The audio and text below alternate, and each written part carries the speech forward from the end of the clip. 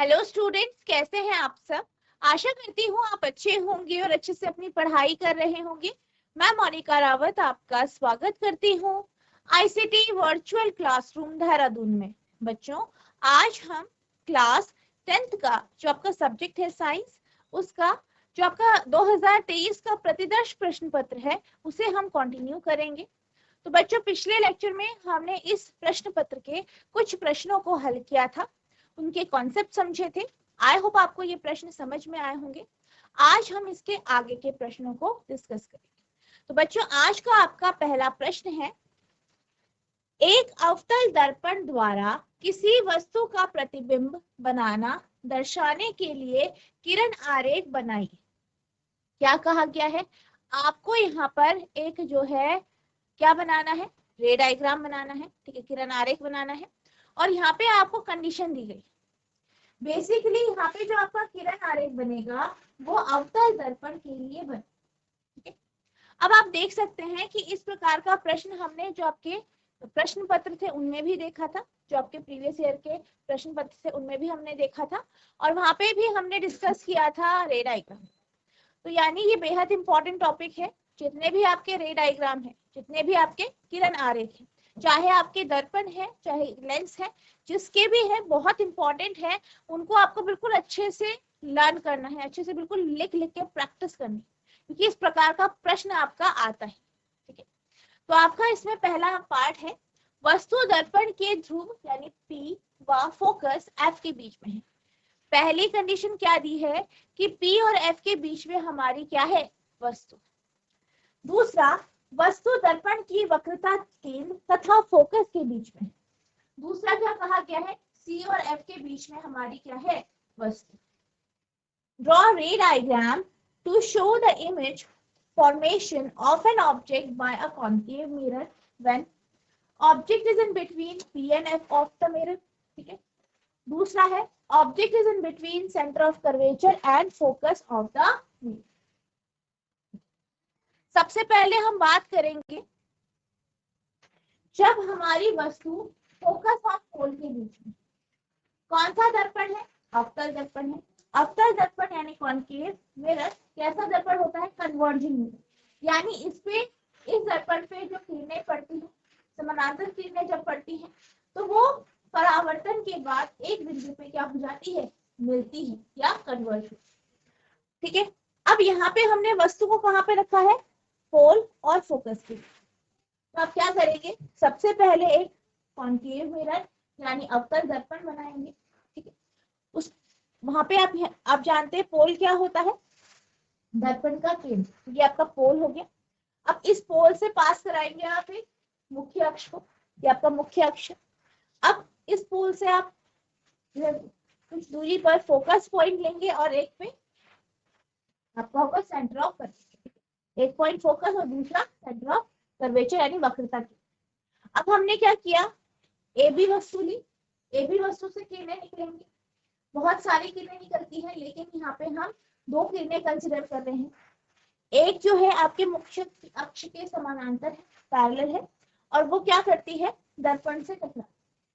दर्पण से टकराने के बाद क्या होता है, आप ये जानते हैं कि जब भी कोई समानांतर किरण यानी ऐसी किरण जो कि मुख्य अक्ष के समानांतर है, इस प्रकार की किरण जब भी किसी कॉनकेव मिरर या अवतल दर्पण पे पड़ती है, तो वो इससे परावर्तन के बाद जो है फोकस से पास हो जाती है। तो यहाँ पर भी यही होगा, आपकी जो किरण है वो डी पॉइंट पर टकराने के बाद फोकस से पास हो जाए।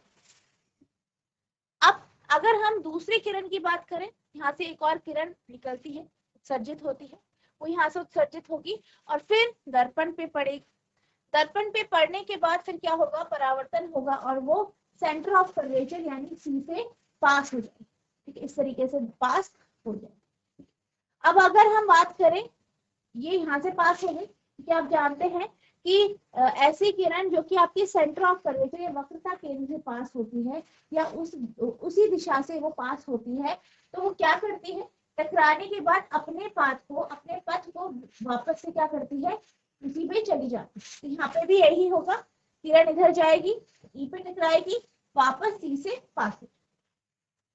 अब ये जो दो किरण है इन्हें हम पीछे एक्सटेंड करेंगे, क्योंकि हम ये जानते हैं कि परावर्तन के बाद ये किरणें आपस में मिलेंगी नहीं, तो हम पीछे एक्सटेंड करेंगे।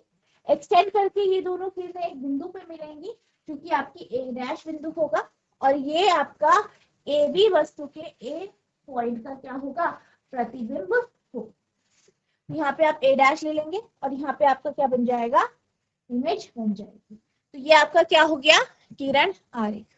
अब हम बात करते हैं यहाँ पे इमेज की यानी प्रतिबिंब की, यानी आपका जो प्रतिबिंब है वो कैसा बन रहा है। ठीक है, इमेज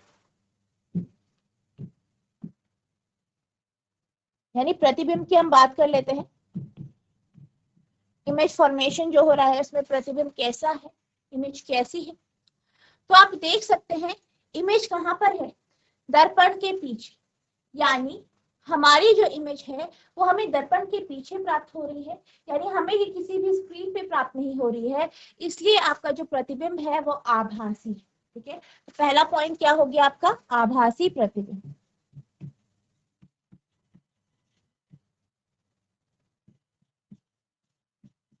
पहला पॉइंट हो गया आभासी प्रतिबिंब। दूसरी क्या क्वालिटी क्या है कि जो प्रतिबिंब है वो सीधा है, यानी इरेक्ट, यानी सीधा प्रतिबिंब,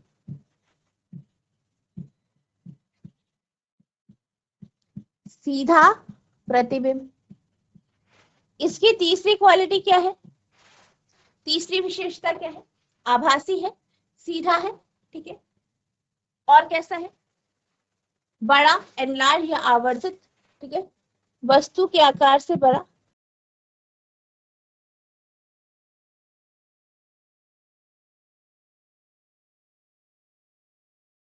तथा दर्पण के पीछे। ठीक है, तो ये आपकी इसकी क्वालिटी। इस तरीके से आप इसके बारे में भी लिखें। ठीक है,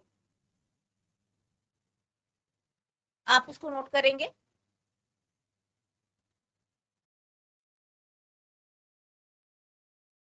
अब हम बात करते हैं सेकेंड पार्ट की। तो सेकेंड पार्ट में क्या कहा गया है कि वस्तु को सेंटर ऑफ कर्वेचर और फोकस के बीच में रखा गया।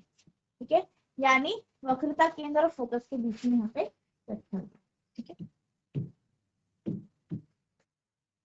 तो वस्तु कहाँ रखी गई, फोकस और वक्रता केंद्र के बीच। अब मान लीजिए हमने वस्तु रखी है, बी वस्तु रखी है, ठीक है, और फोकस और वक्रता केंद्र के यहाँ पे बीच में रखी गई। अब इस वस्तु से भी अनेक किरणें निकलेंगी, बहुत सारी किरणें निकलेंगी। हम दो किरणें ले लेते हैं, एक जो है आपके मुख्य अक्ष के समानांतर होगी, डी बिंदु से टकराएगी और फोकस से पास होगी। दूसरी किरण हम ले रहे हैं जो फोकस से पास होगी। तो आप ये जानते हैं कि वह किरण जो फोकस से पास होगी वो क्या हो जाएगी, परावर्तन के बाद जो है मुख्य अक्ष के समानांतर हो जाए, यानी पैरेलल हो जाए। ठीक है, पैरेलल हो जाएगी। अब ये जो दोनों किरणें हैं वो एक बिंदु पे मिलेंगी, कौन सा बिंदु है वो, ए डैश। ठीक है, तो यहाँ पे आपका इमेज बनेगा, और आप देख सकते हैं कि यहाँ पे जो आपका इमेज बना है वो नीचे की तरफ बना है, और क्या है, ए डैश बी डैश।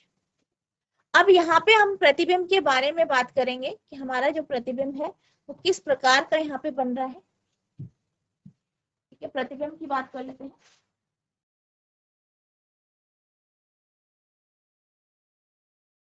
कहाँ पे बन रहा है प्रतिबिंब, सी के पीछे, या अनंत और सी के बीच में, अनंत और वक्रता केंद्र के बीच में।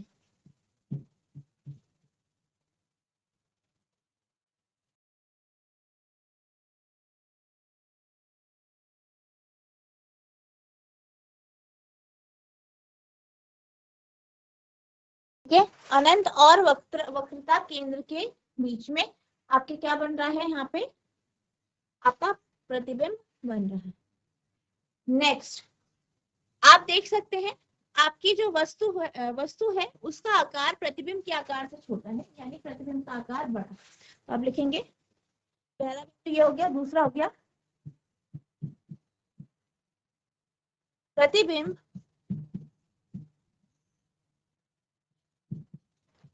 वस्तु के आकार से बड़ा है। ठीक है। तो जो हमें प्रतिबिंब प्राप्त हो रहा है उसका आकार कैसा है, वस्तु के आकार से बड़ा है, ठीक है, अनंत और वक्रता केंद्र के बीच में बन रहा है। और क्या पता चला आपको, दर्पण के आगे है, यानी कैसा प्रतिबिंब है, आपका वास्तविक प्रतिबिंब। तो आप लिखेंगे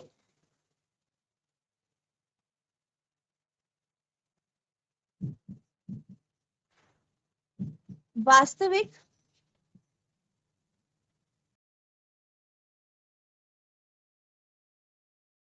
प्रतिबिंब, ठीक है, वास्तविक तथा उल्टा प्रतिबिंब लिखते हैं, ठीक है। तो प्रतिबिंब कैसा होगा आपका, वास्तविक और उल्टा, ठीक है। तो यहाँ पे ये आपका आंसर हो जाएगा, ठीक है, आप इसे नोट करें। अब हम चलते हैं अगले प्रश्न की ओर। तो आपका अगला प्रश्न है, नेत्र की समंजन क्षमता से क्या अभिप्राय है? What is meant by power of accommodation of the eye? यानी आपको बताना है कि जो नेत्र की समंजन क्षमता है वो क्या है। अब अगर मैं बात करूं हमारी आंखों की, या एक नॉर्मल इंसान जो है, एक स्वस्थ इंसान जो है, उसकी आंखों की बात करूं, तो हम ये जानते हैं कि मानव नेत्र कुछ इस तरीके का है कि वो पास की चीजें और दूर की चीजें दोनों को काफी प्रॉपर तरीके से देख पाते, ठीक है, अच्छे से वो देख पाते हैं। आप अपने पास में रखी हुई जो बुक्स हैं उन्हें भी आप अच्छे से देख सकते हैं, दूर जो आपका ब्लैक बोर्ड है उसे भी आप अच्छे से देख के पढ़ सकते हैं, ठीक है। यानी हमारी जो नेत्र है, मानव नेत्र जो है, वो पास और दूर की चीजों को आसानी से देख पाते हैं, ठीक है। तो यही जो है आपका जो है पावर ऑफ एकोमोडेशन कहलाता है। तो पावर ऑफ एकोमोडेशन या नेत्र का समंजन क्षमता क्या होती है? नेत्र की समंजन क्षमता आंखों की वह क्वालिटी या वह गुण है जिसके कारण आंखें जो हैं वो पास तथा दूर की चीजें आसानी से देख पाती। इसका अर्थ क्या है?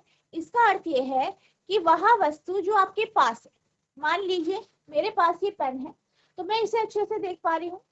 कैसे देख पा रही हूँ? इसका प्रतिबिंब हमारी आंखों की रेटिना पे पड़ा, ठीक। तो क्या हुआ, जो हमारी आंखों का लेंस है वो इस तरीके से इसे फोकस कर रहा है कि मेरी आंखों की जो रेटिना है वहां पे इसकी इमेज बन गई। इसी तरीके से अगर मैं बात करूं, मेरे से दूर कुछ वस्तुएं रखी गई है, उनको भी मैं क्लियरली देख पा रही हूँ, अच्छे से देख पा रही हूँ, ठीक है। वो कैसे? क्योंकि मेरी आंखें कुछ इस तरीके से एडजस्ट हुई है, मेरा जो लेंस है वो कुछ इस तरीके से एडजस्ट हुआ है कि वो वस्तु का जो प्रतिबिंब है वो मेरी आंखों की रेटिना पर बना पा रहा है। तो ये जो प्रक्रिया है यही आपकी पावर ऑफ एकोमोडेशन कहलाती है, नेत्र की समंजन क्षमता कहलाती है। यानी ये क्या है? ये एक एबिलिटी है हमारी आंखों की, हमारी आंख के लेंस की, जिसके कारण हमारा जो आंख का लेंस है वो पास तथा दूर की चीजों को आसानी से रेटिना पर फोकस कर पाता है, ठीक है। तो यही आपकी क्या है? समंजन क्षमता कहलाती है। Power of accommodation is the ability of the eye lens to focus near and far object clearly on the retina by adjusting its focus. ठीक है, तो समंजन क्षमता क्या है? ये एक आंखों की एबिलिटी है, ठीक है, एबिलिटी है जिसके कारण क्षमता है जिसके कारण क्या होता है, वह पास और दूर में रखी हुई चीजों को आसानी से आंखों के रेटिना पर फोकस कर पाता है। और कैसे करता है? फोकल लेंथ, यानी जो फोकस लंबाई है उसको बदल के, उसको चेंज करके पास तथा दूर की जो चीजें हैं वो हमारी रेटिना पर उसकी प्रतिबिंब बन पाती है। In this process, ciliary muscles help in changing the shape of lens by compressing and elongation. अब आपने जब नेत्र के बारे में पढ़ा था, आंखों के बारे में पढ़ा था, आंखों की संरचना पढ़ी थी, तो हमने क्या देखा था कि हमारी जो लेंस होता है आंखों में, उसके किनारे सिलेरी मसल्स या सिलेरी मांसपेशियां होती हैं, जो क्या करती है, जो हमारे आंखों के जो लेंस होते हैं उसको जो है उसके फोकस को चेंज करने में मदद करती है। यानी उसी के कारण जो हमारे आंखों के लेंस है वो पास तथा दूर की चीजों को देख पाए। और ऐसा कैसे होता है? लेंस के आकार में बदलाव आने के, यानी जो हमारी सिलेरी मसल्स है वो क्या करती है, वो हमारी लेंस के साथ जुड़ी है, अटैच है, और वो क्या करती है, हमारे आंखों की जो लेंस है उसका आकार बदलती है, जिस कारण चीजें जो है, ये वस्तु जो है उसका प्रतिबिंब हमारी रेटिना पर बनता है। Power of accommodation of I is limited. अब अगर हम बात करें जो आंख है उसकी जो है समंजन क्षमता की बात करें तो वो लिमिटेड होती है। It implies that focal length of the eye lens cannot be reduced beyond certain minimum limit.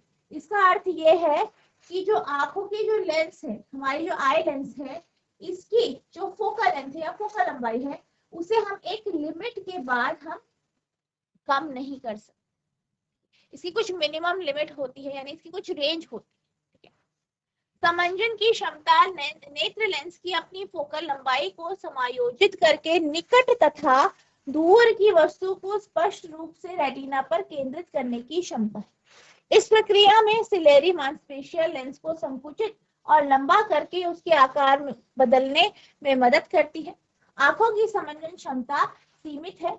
इसका मतलब है आंखों के लेंस की फोकल लंबाई को निश्चित न्यूनतम सीमा से कम नहीं किया जा सकता। ठीक है, इस तरीके से आप इसका आंसर लिखेंगे, आप इसे नोट करें। अब हम चलते हैं अगले प्रश्न की ओर, और ये जो आपका प्रश्न है ये एक न्यूमेरिकल प्रश्न है। आपका प्रश्न कुछ इस तरीके से है, एक बल्ब पर 10 वोल्ट तथा 500 मिली एम्पियर अंकित है। यानी आपके पास एक बल्ब है और 500 मिली एम्पियर लिखा गया है। याद कीजिए, आपको बताना है बल्ब का प्रतिरोध, ठीक है, बल्ब की शक्ति। A bulb is rated 10 volt and 500 milliampere. Calculate resistance of bulb, power of bulb, और नेक्स्ट क्या है, 5 घंटे जलने पर बल्ब द्वारा उपमुक्त ऊर्जा। यानी आपका जो बल्ब है अगर वो 5 घंटे तक चलता है तो वो कितनी ऊर्जा की खपत वो करेगा। ठीक है, तो यहाँ पे आपके पास इस तरीके से दिया है। सबसे पहले जो इंफॉर्मेशन दी गई है उसे नोट कर लेंगे। तो क्या दिया गया है, V का मान, यानी क्या दिया गया है, वोल्टेज ऑफ बल्ब, यानी बल्ब का वोल्टेज आपको दिया गया है, यानी बल्ब जो वोल्टेज लेता है V कितना है, 10 वोल्ट। इसी तरीके से यहाँ पे करंट या विद्युत धारा का मान दिया गया है, या जो आपका करंट है इलेक्ट्रिक करंट,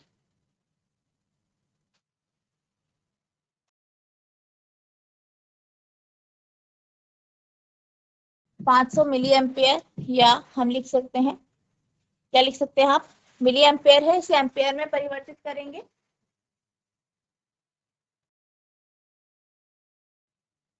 ठीक है, तो आप 1000 से मल्टीप्लाई कर देंगे तो 0.5 एम्पियर ये आपका यहाँ पे। ठीक है, तो सबसे पहले जो आपको इंफॉर्मेशन दी गई है उसे आप नोट करेंगे, और जो आपको विद्युत धारा है वो मिली एम्पियर में दिया गया है, इसे आप परिवर्तित करेंगे। ठीक है, अब सबसे पहले क्या पूछा गया है, यहाँ क्या पूछा गया है, यहाँ पे रेजिस्टेंस ऑफ बल्ब, बल्ब का प्रतिरोध, यानी आपसे आर का मान पूछा गया। ठीक है, आर का मान पूछा गया रेजिस्टेंस, तो आप रेजिस्टेंस किस फॉर्मूले से निकालेंगे, प्रतिरोध किस फॉर्मूले से निकालेंगे। तो यहाँ पे हमें रेजिस्टेंस निकालना है, और रेजिस्टेंस हमें निकालना है V और I का मान है आपको दिया गया है। ठीक है, तो यहाँ पे आप ओम का नियम लगाएंगे। ओम के नियम के अनुसार V बराबर होता है आपके V equals to I R, यानी R का मान क्या है, V बाई आई, यानी V बटा I। ठीक है, तो यहाँ पे R का मान लिखेंगे आप, R बराबर V बाई आई। V कितना है, V देख लेते हैं, V है आपका 10 और I है 0.5, तो ये हो जाएगा 100/5, यानी 20। ठीक है, 20 ओम आपका यहाँ पे आंसर आ गया है। ठीक है, तो ये आपका ओम के नियम के अनुसार यहाँ से। ठीक है, तो यहाँ पे आप लिखेंगे बल्ब का प्रतिरोध 20 ओम है। ठीक है, नोट करें, नोट कीजिए।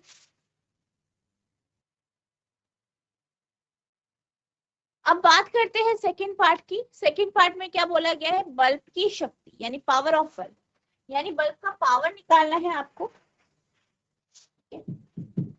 और अगर हम पावर या बल्ब की शक्ति की बात करें तो P बराबर VI होता है। V का मान आपके पास है कितना है, 10 है शायद, 10 वोल्ट, और I है आपका 0.5 यानी 5 वॉट। ठीक है, पावर कितना आ गया है, 5 वॉट आ गया है, तो आप लिखेंगे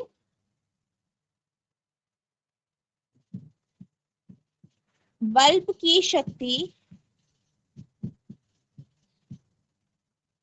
5 वॉट है। ठीक है, नोट करें।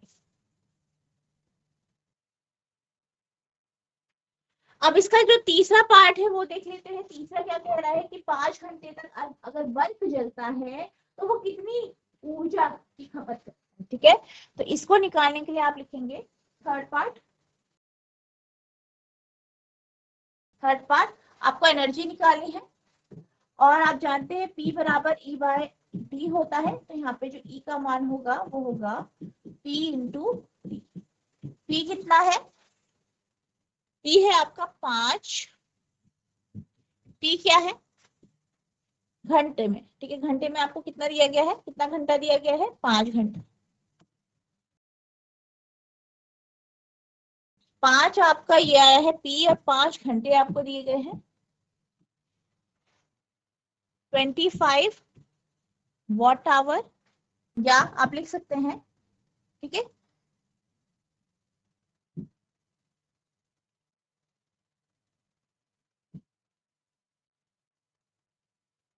$0.025 kWh।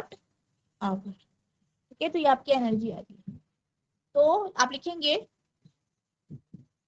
बल्ब के द्वारा 0.025 kWh की ऊर्जा की खपत की गई है। ठीक है, नोट करें। अब हम चलते हैं अगले प्रश्न की ओर। तो आपका अगला प्रश्न है, किसी अवतल लेंस की फोकस दूरी 20 सेंटीमीटर है, यानी आपको क्या कहा गया है, एक अवतल लेंस है उसकी आपको फोकस दूरी दी गई है, कितनी है, 20 सेंटीमीटर। बिंब को लेंस से कितनी दूरी पर रखें ताकि इसके द्वारा बिंब का लेंस से 15 दूरी पर प्रतिबिंब बने। यानी आपको ये बताना है कि हम वस्तु को लेंस से कितनी दूरी पर रखें ताकि 15 सेंटीमीटर की दूरी पर जो है हमारा जो है प्रतिबिंब बने। ठीक है, इमेज की जो डिस्टेंस है वो आपकी 15 सेंटीमीटर हो। प्रतिबिंब के आकार, प्रकृति तथा आवर्धन ज्ञात कीजिए। तो आपको बताना है कि ये प्रतिबिंब कैसा होगा, बड़ा होगा, छोटा होगा, उसकी प्रकृति कैसी होगी, आभासी होगा या वास्तविक होगा, ये सब चीजें। A concave lens has focal length 20 centimeter. At what distance should be the object from the lens be placed so it forms an image of 15 centimeter from the lens?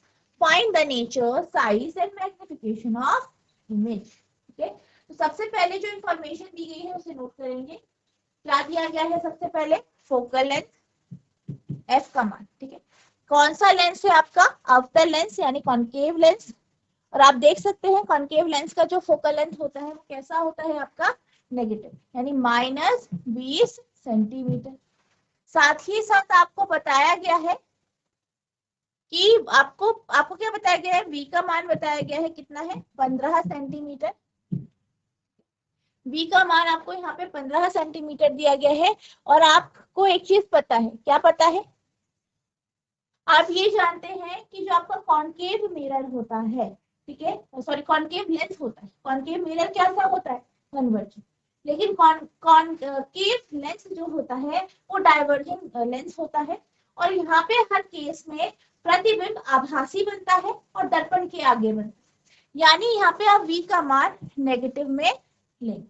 ठीक है, नेगेटिव में यहाँ पे लेंगे। ठीक है, तो आपको इन साइन का बिल्कुल अच्छे से ध्यान रखना है। ठीक है, आप इसे नोट कीजिए। अब हम लेंस फॉर्मूले का यूज करेंगे। लेंस फॉर्मूला क्या है, 1/f equals to 1/v minus 1/u। Values रख देंगे 1/f कितना है -20, एफ है आपका -20 बराबर 1/-15 -1/u। ठीक है, अब आप क्या करेंगे, ये इधर आ जाएगा इधर, यानी 1/u बराबर 1/-15। ठीक है, ये हो जाएगा आपका -1/-20। सॉल्व करेंगे, 1/u equals to -1/15 minus minus plus 1/20। 1/u equals to, तो ये जाएगा -8 + 6, या आप लिख सकते हैं 1/u इक्वल्स टू, ठीक है, इसे सॉल्व करेंगे तो -2/120 आ जाएगा, -2/120, या u का मान आ जाएगा -60 सेंटीमीटर। ठीक है, तो ये आपका u का मान आ गया। ठीक है, कितना आया है, -60। ठीक है, ये आ गया है। अब आपको क्या पता चल गया कि आपका जो है बिंब कितनी दूरी पे रखा है। इसके बाद आप मैग्निफिकेशन के माध्यम से निकाल देंगे इसका नेचर। तो m बराबर v/u होता है। v कितना है आपका -15, u है -60। सॉल्व करेंगे, ठीक है, सॉल्व करेंगे फर्दर। ठीक है, तो मैग्निफिकेशन आ गया है 0.25। तो यहाँ से आपको क्या पता चलता है कि जो प्रतिबिंब होगा वो कैसा होगा। पहला आपका आभासी सीधा पॉजिटिव आया है मैग्निफिकेशन, यानी सीधा। ठीक है, और वस्तु के आकार से छोटा।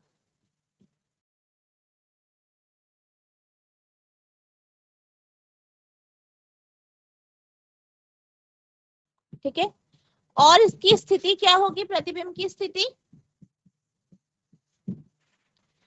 60 सेंटीमीटर लेंस के लेफ्ट साइड में, यानी बाईं ओर।